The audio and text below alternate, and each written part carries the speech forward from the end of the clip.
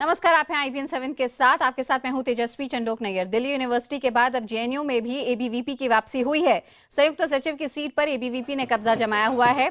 JNU में 14 साल बाद एबीवीपी ने किसी सीट पर जीत हासिल की। वहीं एआईएसएफ के खाते में अध्यक्ष पद गया है तो आइसा के खाते में उपाध्यक्ष और महासचिव पद गए हैं।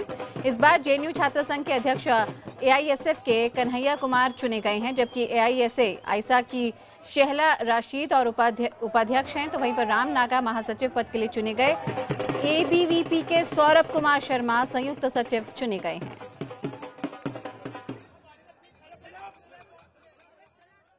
और आज जेएनयू छात्र संघ के नतीजों में एबीवीपी ने एक सीट पर कब्जा किया है, तो वहीं कल आए डीयू छात्र संघ चुनावों में एबीवीपी ने चारों सीटों पर जीत हासिल की थी।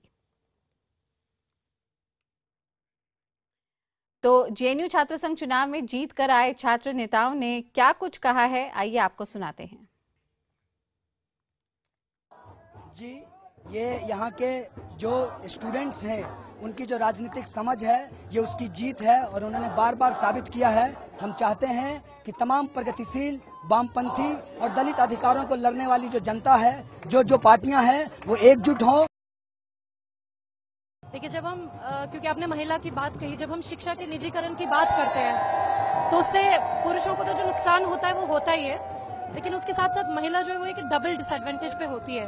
अगर एक फैमिली के सामने चॉइस हो कि एक महिला को पढ़ाया जाए, एक पुरुष को पढ़ाया जाए, तो वो ऑब्वियसली वो एक पुरुष को पढ़ाएंगे, अपने बेटे को पढ़ाएंगे, और ये यूनियन साथ मिलकर काम करेगा।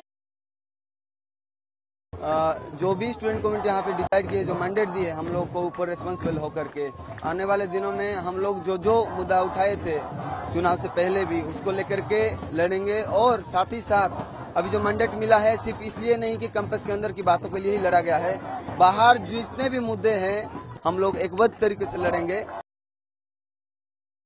यह एबीवीपी के सभी कार्यकर्ताओं की जीत है, हमारे सभी कार्यों की जीत है। हम लोग का जो एक नारा था, पॉजिटिव नारा, जिसकी वजह से हम लोग यहाँ पे वाईफाई प्लेसमेंट वाईफाई के लेके हम आगे बढ़े थे।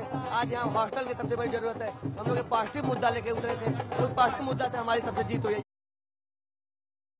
और इस खबर पर आइए सीधे रुख करते हैं हमारी सहयोगी पायल भुयन का। पायल, 14 साल बाद एबीवीपी की वापसी अपने आप में चमत्कार जैसा है, जहां पे वामपंथी दलों सपोर्टेड स्टूडेंट यूनियंस ही अब तक कब्जा जमाए हुए थे जेएनयू में। ये एक बड़ा बदलाव। बिल्कुल तेजस्वी, का बड़ा बदलाव है और एबीवीपी को 14 सालों बाद यहाँ पर ये सीट मिली है। एक कामयाब हुए हैं ये सौरभ शर्मा, यहाँ पे जो सीट पाने में यहाँ पर कामयाब हुए हैं एबीवीपी की जो सौरभ शर्मा है। और साथ ही यहाँ पे एबीवीपी ने, आपको जैसा कि पता ही है कि दिल्ली यूनिवर्सिटी में भी चारों सीट इन्होंने हासिल किए। मुद्दे जेएनयू में भी वही थे जो पिछले काफी सालों से रहे हैं, और एबीवीपी कहीं ना कहीं मान रही है कि वो यहाँ पर पेनिट्रेट करने में सफल रही है, क्योंकि हमने पिछले कई सालों से देखा कि किस तरीके से जेएनयू में एबीवीपी कभी भी अपना दबदबा नहीं दबा पाई थी, लेकिन एक सीट हासिल करने में ही यहाँ पर बहुत जद्दोजहद करनी पड़ी। हमने एबीवीपी की कैंडिडेट भी बात की थी, उनका कहना था कि बहुत ज्यादा खुशी है, चाहे 14 साल लग गए हो इस चीज में, लेकिन 14 साल बाद ही सही कामयाबी मिली है। आपको बताएं कि यहाँ पर जो वोटिंग टर्नआउट था वो पिछले साल के मुकाबले कम रहा था इस बार जेएनयू में,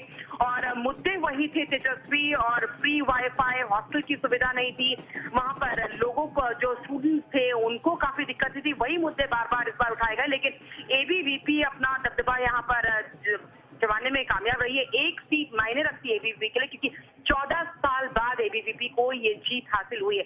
एक महत्वपूर्ण बात यहाँ पर ये कि इस बार नोटा का इस्तेमाल यहाँ पर किया गया था तेजस्वी। जब बच्चे यहाँ पर वोट करने गए थे तो उनके पास ऑप्शन था कि वो नोटा का इस्तेमाल कर सके, और इस जेएनयू चुनाव में। जी बिल्कुल पायल, तमाम जानकारी के लिए आपका बहुत बहुत शुक्रिया। तो यहाँ पे जेएनयू के छात्र संघ चुनावों के नतीजे सामने, जिसमें नतीजे हर बार की तरह कुछ सामान्य रहे होंगे। आइसा और एआईएसएफ के पास सीटें गई 3, लेकिन जॉइंट सेक्रेटरी की सीट पर एबीवीपी की वापसी 14 साल बाद।